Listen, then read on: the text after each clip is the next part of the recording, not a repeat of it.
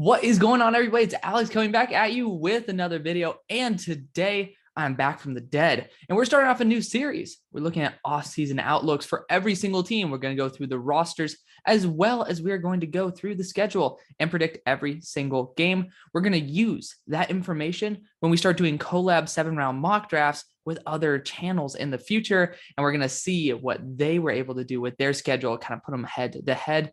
And then it just kind of makes some more fun content, especially when we look back on it, like what happened with the Eagles last year. If you guys don't believe me, check it out. I believed in them. I think I gave them like a 9-8 or a 10-7 record when everyone was saying they're going to be the worst in the league. I believed in them. They were able to do it. Was I wrong about some things? Most likely, absolutely yes. Probably the Titans. Titans fans, y'all hate me. It's okay. But today's about the Steelers. And you know what, Steelers fans, I know that you're probably the only ones clicking on this because it's the offseason. And you know what? We always love more fun content. This niche content's more just for you guys. I know I don't get that many views on it, but it's fun for me. Steelers are my team. And honestly, it gets good content out for you guys because this isn't bullshit content. I want to actually put work into this, and you know, it's still fun. It's informative, and I think it's honestly a really good series. So let's kick right into it. Let's get you guys some good content. Starting off with, let's just analyze this rookie draft class, guys. So there we go. So if Canva's going to work with me, right? Pittsburgh Steelers, of course, we had a very interesting draft. Had the first quarterback taken until like the second one was picked at like 82. That was a little bit sucky, especially since a lot of us were hoping, hey, let's not get Kenny Pickett. Let's go after Malik Willis. And that didn't happen. A little bit unfortunate, but you know what? Kenny Pickett is still a high floor player. I don't really see what he brings to the team, but hey, you know what? I'm going to be optimistic for the guy. He has played at, honestly, Heinz Field for a long time. So he's back at home. That's awesome. George Pickens, baller. Love that. Again, if you guys want me to see, or if you guys want to see a breakdown of every single one of these players, then go check it out. I did a video where I did all this. This is exactly taken from that slide deck. I just wanted to make sure that we actually still kept professional, clean, and awesome. I think this is great. DeMarvin Leal, now that, we just brought in Larry Ogunjobi. Big thumbs up on that one. I love Larry O. But DeMarvin Leal now also has a chance to make a big impact with Tuitt gone. Calvin Austin, love that to death. Obviously, I thought our draft was actually really freaking solid, even after the first night where I was like, for the love of God.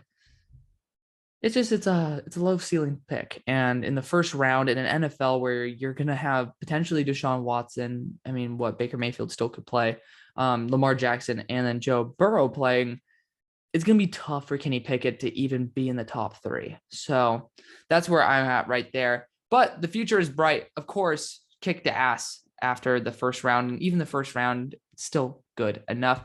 Let's kick right into this, guys. We're going with the contracts. We're going to look at every single player on the roster. As you guys can see by the tabs, we're also going to be going right into that schedule builder. Let's look at the wide receiver core right now. George Pickens, Claypool, Deontay Johnson. That's a really solid top 3. It sucks because I really did like how our wide receiver core was starting to pan out. We didn't really have a true number 1, and that was the big last year. You know, Antonio Brown was gone. Juju didn't step into that number 1 role the way he should have. Yes, I know, injuries, yada, yada. I wasn't a huge fan of Juju as a number 1 wide receiver. I thought he was a number 2 who can produce as a number 1, as a number 2. Chase Claypool, he's just not there mentality-wise yet, but honestly, you guys know he's a fucking freak. Like, he's a beast. And George Pickens is too. It's going to be crazy seeing the spectacular catches that are going to go out there on the boundary. So big fan of that. Deontay Johnson is going to be taking, of course, the Deontay Johnson role. Going to be weird to have to pay him. That's going to suck because obviously we're seeing how much receivers getting paid. And Deontay's been a featured player on our roster. And then I was like, damn, we're kind of sucking on depth. But then I just forgot about Calvin Austin, Miles Boykin. Like, we just took in Anthony Miller even. I was a big fan of Anthony Miller back in the day. So, you know, we have really good players. And, you know, with Calvin Austin in there, it just opens up the playbook. I loved Ray McLeod, and it sucked to see him go. Then we got Calvin Austin, and then all of a sudden, boom, we just switched. We came back. And, you know, this receiving core might not have the pure star power. Like, you don't have top 5 wide receivers on this roster. Obviously, you don't have Devontae Adams here. But as a whole, like kind of like a money ball sense, this is a really good receiving core. Like, again, there's not many receiving cores in the NFL that actually suck anymore.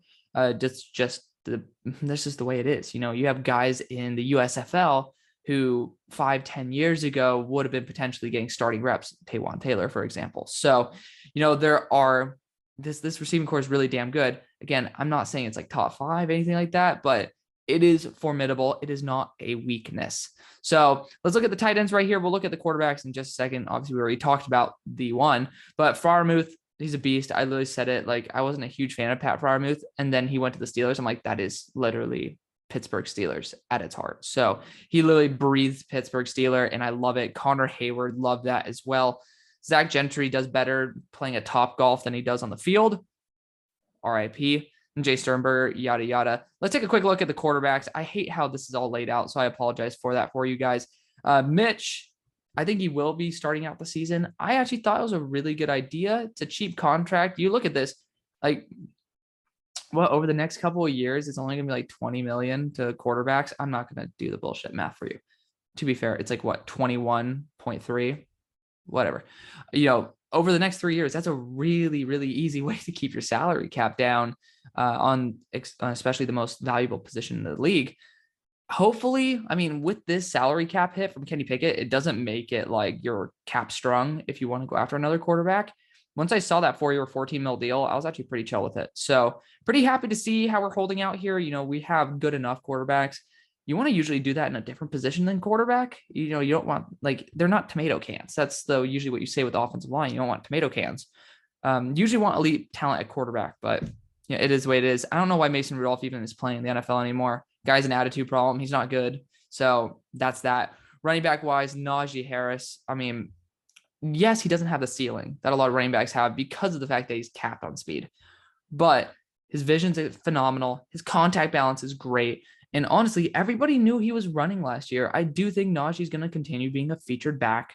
And again, it kind of sucks because that by the end of his first contract, he'll probably not get a second one just because the Steelers, we know, again, if you don't have an elite receiving core, if you don't have an elite quarterback, you're going to rely a lot on the running game. And Najee is a bell cow back. We don't have anybody else who can take those carries away from him. So Najee's, he's going to be the bell cow this year. He's going to be the guy who we focus on, but we now have a competent enough quarterback core that you don't have to worry about them stacking the box every play and us being screwed by praying that Big Ben's arm is able to get it out there. Again, full respect to Ben. Love him to death. I think he got more hate from his haters, a little more love from his lovers than needed. That's the NFL for you, though. But yeah, big fan of what we're doing right here. The offense is looking good. Let's just take a look at some tackles right here. Chakuma Okorafor got brought back on a 3-year deal. That was a bit rich, Dan Moore doing his thing. But what I really like to see was what we did in the offseason, and we acquired a lot of talent.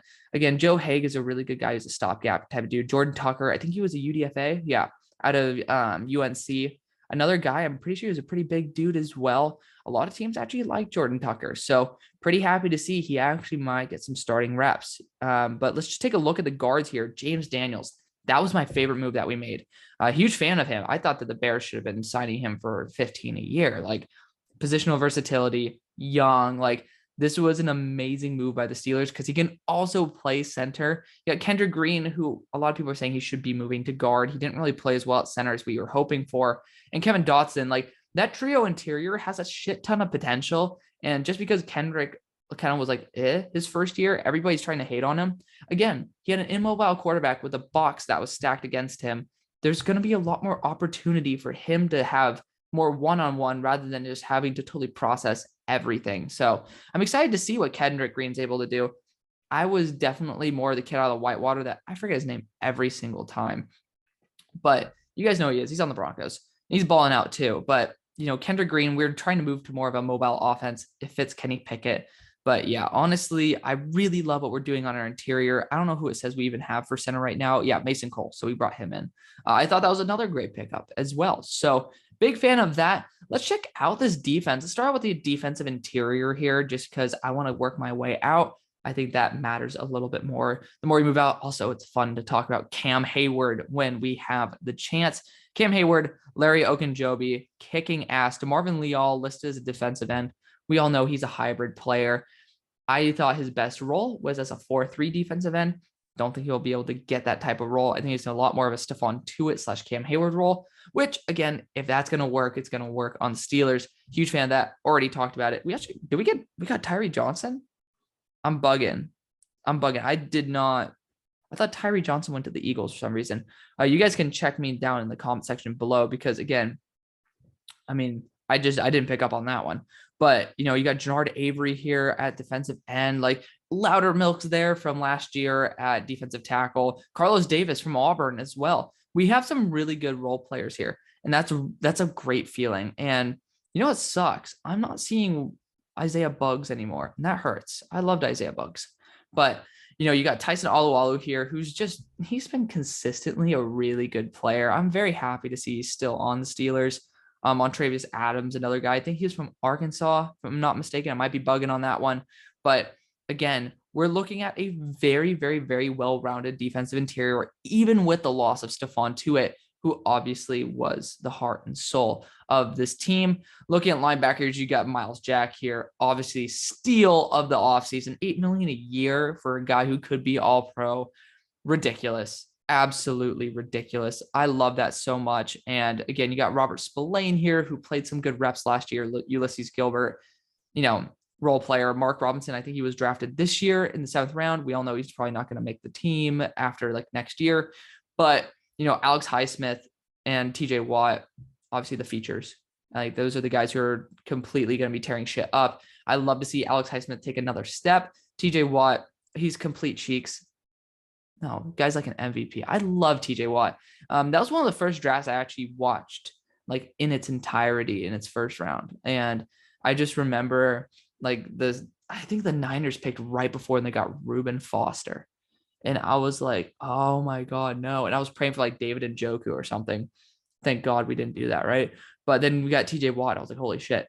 Obviously, this was a time before I understood who was actually in the in the roster or in the draft pool. So TJ Watt, obviously the heart and soul of our team. I think that we're looking good right there. Let's go to the safeties because again, I want to end off on those cornerbacks. Carl Joseph, I love that pickup. Again, he's a guy who's a big boomer, not in the way that the Gen Z kids say it, but Carl Joseph just adds some big. He adds the big hits, and I'm looking for that. Marcus Allen does as well, obviously from Penn State. Those kids like to hit hard. And Terrell Edmunds, you look at that contract. You know damn well that he's not going to be the long-term answer, and it's kind of a prove-it deal. And that was great because honestly, we were cap strong enough, and now we're able to bring on a talent who I think is starter quality. Again, not first-round quality, but starter level quality for a very cheap price. I think that's awesome. Just gave Minka his big contract. We all know that guy is a beast. Love him to death. DeMonte Casey as well. This is what I'm saying. We are building a diverse backfield. And that is the diverse secondary is awesome. I love that. Big fan of what the Steelers are doing right here. Very well-rounded. I was hoping for Jaquan Brisker or something, but you know what? I ain't going to complain. I'm not. So then let's look at the cornerbacks here. Cam Sutton, Kella Witherspoon, Levi Wallace. This is easily our worst position group, in my opinion. And again, you got Levi Wallace here, who's pretty damn solid. Again, he was a good number 2 there in Buffalo. Kella Witherspoon was honestly pretty talented last year, if I'm not mistaken. He is a slot corner. Cam Sutton, boundary / slot. They're good enough. I think that's why you invested a lot in safety, though, because of the fact I think you're going to play a little bit more like the Dallas Cowboys, where your safeties are getting a lot more snaps than your corners. I know Cowboys fans, that wasn't exactly because of the cornerback talent, but even Trey Norwood has some talent. James Pierre, obviously people thought he was going to take a big step up. Didn't exactly become that cornerback 1 mold that a lot of fans thought he would. So that is the roster, guys. Let's dive right into it. Again, we can talk about Presley Harvin, who's a beast, but let's save some time here. Starting off with week 1. Oh, we're going straight to the Bengals at home. The thing is, we have a new quarterback system, and we're going to be relying so heavily on the run. I really can't see the Steelers winning week 1. The Bengals are coming off a Super Bowl high. Honestly, their defense got a bit better as well. They invested a lot in that defense. Cam Taylor-Britt, Daxton Hill. Again, Bengals fans, we're probably going to be doing y'all next. or else third in line. You guys know the drill. So we're going to go with the Bengals starting out. It's going to be like, oh, damn, that hurts. Obviously, again, this is realistic, guys. And we have to understand that it's not going to, like Mitch Trubisky versus Joe Burrow and the team that was 3 points away from winning the Super Bowl. It doesn't make sense to go with the Steelers, especially since they're also at home. This is going to be a statement victory saying, hey, we're not going to have a Super Bowl slump. That's the way it's going to rock. Patriots Steelers, though, that's going to be a good ass game because, again, you're looking at the Patriots, limited firepower, solid, like similar to Kenny Pickett, a good baseline quarterback. But I think the Steelers have the advantage in the firepower. Again, you lost J.C. Jackson over to the Chargers. Bill Belichick will make it work. We all know that. But will he make it work well enough? I don't think so. And you're going to Heinz Field. I really do like to favor home field advantage, especially when it's Heinz Field. Again, I'm not going to be biased here. That's not the way I roll. And I know that might piss off a lot of you because, again, it's probably Steelers fans that are watching this. But I think the Steelers are going to take the victory there. I think the defense and offense are both superior. Coaching, again, I think Mike Tomlin is pushing for that best coach in the NFL. Week 3, you got the Browns. This is going to be a weird one. I think I'm pretty much leaning towards Deshaun getting a 1-year ban from the NFL. So I really do think that this is something the Steelers could take advantage of. Because, again, you're going to either have Baker Mayfield, who hasn't even been there all offseason, or I think Jacoby Brissett is there. Not really too hyped up on that. You know what I mean? And, again, they also don't really have a very good linebacking core except JOK. I'm pretty sure I keep wanting to say Miles Jack, but you guys know who I mean. They got Chase Winovich and traded away. His name's Mac, something Mac. Regardless, you guys know what I mean. They lost one of their linebacker talents, didn't really do much in terms to replace it, if I'm not mistaken. And you know what? I'm giving that to our Steelers there. Jets going to the Steelers. I don't know. I can't ride the Jets train yet. And they're going to Pittsburgh. They're on a 2-victory run, and I think they're going to continue. Do I have to explain Buffalo? I don't think so, guys. They're in Buffalo as well. It doesn't make sense. Buccaneers going to Pittsburgh. Yeah, Brady is in his experience going up against the inexperience of potentially Kenny Pickett's first starting game. You got Kenny Pickett / Mitchell Trubisky, obviously, in each of these games. I really do think that the Buccaneers are still going to be going out for it. Again, they still want to win. Brady's still around. So, it's the way it rolls. Number 7. Why do I say number 7? It's like I'm in a mock draft. Week 7. Steelers going to Miami. This is going to be a weird one because it really depends on how Tua is going to play. But I'm looking at that corner core and I'm starting to get a little bit weary. That's something that does worry me because this is going to be a very gadgety offense and our corners do not match Tyreek Hill and Jalen Waddle. To be fair, Ahkello Witherspoon is our best bet at being able to cover Jalen Waddle, but I do not trust Cam Sutton a damn versus Tyreek Hill. To be fair, do we trust Tua to get it to Tyreek Hill? That's the question of the day. You got DeMonte Casey there. I will say this is a coin toss game because Miami, it's Miami. You know that. Tom Brady gets his ass whooped half the time in freaking Miami, even when there's a bum-ass team there, right? So I do think Miami could squeeze a victory here. Doesn't sound great, but we know that we're going to continue doing that. The Eagles, I really do think the Eagles, again, they have a really good receiving core. This is going to suck. We're going to start the season slow. But remember, guys, I talked about this last year with actually the Eagles, with quarterbacks that are still coming into their own. They usually take time to get comfortable. And we have a bye week. And then you have the Saints here. Chris Olave might be able to tear up a little bit. Michael Thomas there. But I really do think the Steelers are where it's at. Jabu is still going to be trying to come into his own as well. The Steelers are rested. That's where we're going to go. Bengals coming into the Steelers' house fully rested. This could be a statement game, but again, I don't think we have the quarterback power to beat the Bengals. Colts, Steelers. I mean, this could be a game that the Colts just completely wipe the Steelers. That would suck, but I'm going to call an upset here. I'm going to say the Steelers are coming off a loss. They're actually, you've lost 4 out of the last 5 games. Actually, what? Holy shit, 5 out of the last 6. You're coming out, you're winning. Atlanta is a bum-ass team. Sorry, guys. Sorry, Atlanta fans. but that's the way it rolls. Baltimore, Pittsburgh, you already know it's going to be a scrap. No matter the quarterback, it's going to be a scrap. Baltimore is always better than the Steelers, just usually on paper, but Pittsburgh's at home. When it's in this division rivalry type of scenario and Baltimore Ravens aren't coming off a rest week, we're having some momentum here. We beat up on maybe one medium team and one easy team. We are going to be going and getting a little bit hotter, hitting our stride, and getting a 4th win in a row. Raiders come into Heinz Field. That is where I'm starting to get a little bit concerned, because the Raiders sometimes turn it on at the end of the season, and that desperation starts kicking in because their division is hard as all get out. Oh, I think that the Raiders are beating us there. The Ravens, again, similar to the situation, usually whose home wins. And then week 18, the Steelers are going to sweep the Browns. That's how it's going to pan out, guys. We are going to end up 9-8. Again, we don't have a team that is ready to compete, but we have the building blocks. And of course, it's Mike Tomlin. This makes sense. Again, when you're at Heinz Field, you're going to perform better than away. That's the way it rolls. So that is going to be the video. Thank you guys so much for watching. I appreciate you guys supporting me as always. See you on the far side. Peace.